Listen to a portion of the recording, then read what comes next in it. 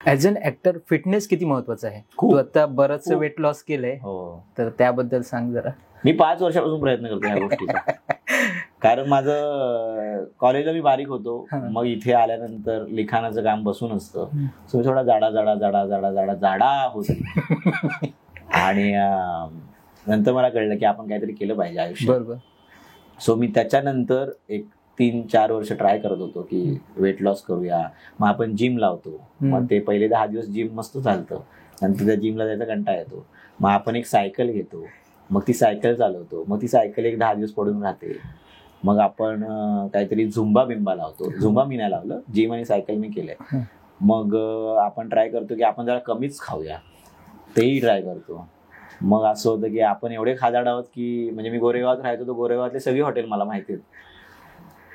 मग असं होतं की अरे काहीच घडत नाही आयुष्यात, मरू दे, मग आपण सोडून देतो. बरोबर. पण ह्या नोव्हेंबर-डिसेंबर मध्ये एक फिल्मचं काम चालू होतं, जी जानेवारीला शूट झाली, जी आता रिलीज होईल. त्या फिल्मला काम करताना, त्या फिल्मवरून आल्यानंतर माझं वजन होतं 87-89 किलो. आणि तिथे माझं असं झालं की आपण खूपच जाडे आहोत. आणि मला माझ्या बॉडीचा प्रॉब्लेम नव्हता की घाणेरडा दिसतोय वगैरे, नाही.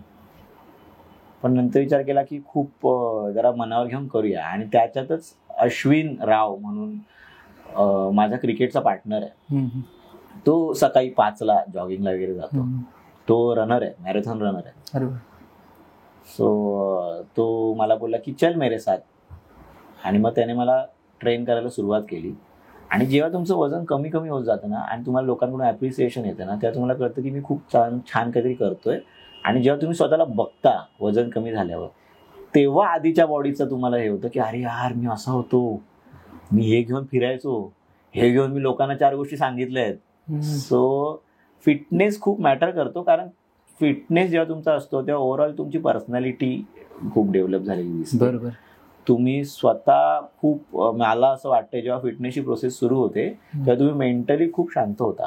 हे माझ्या बाबतीत घडलंय.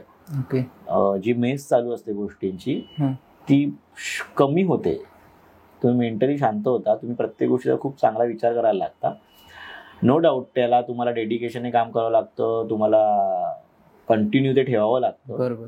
पण फिटनेस हा खूप मॅटर करतो. हा, आता तुमचा रोलच जाड्या माणसाचा असेल तर मग काय त्याला मी बोलणार नाही फिटनेसचं, पण ओव्हरऑल तुम्ही सुदृढ असावं. बरोबर. म्हणजे जाडजूड माणूस पण सुदृढ असू शकतो. कारण आता आपण बघतो आताचं जे लाईफ आहे आपलं की एवढं धकाधकीचं आहे, म्हणजे जंक फूड आहे आजूबाजूला, प्रदूषण एवढं आहे. तर त्या ह्याच्यात आपल्या हातात काय आहे, तर स्वतः सुदृढ राहणं, फिटनेस जपणं. कारण ते जपलं तर तुम्ही लॉंग लाईफ जपाल. म्हणजे मी किती वर्ष जगेन आणि मी मरेन ह्या गोष्टीची भीती नाहीये, पण जे काही जगेन ते सुदृढ जगलं तर मजा आहे ना. म्हणजे उद्या जाऊन अमुक गोष्ट मला करता येत नाही कारण माझा हेल्थ प्रॉब्लेम आहे, तर म्हणजे हे गिल्ट यायला पाहिजे आपल्याला. सो फिटनेसला खूपच आपण जास्त महत्त्व दिलं पाहिजे. हे फील्ड आहे म्हणून नाही, ओव्हरऑल सगळ्यांनीच फिटनेसला जास्त महत्त्व दिलं पाहिजे.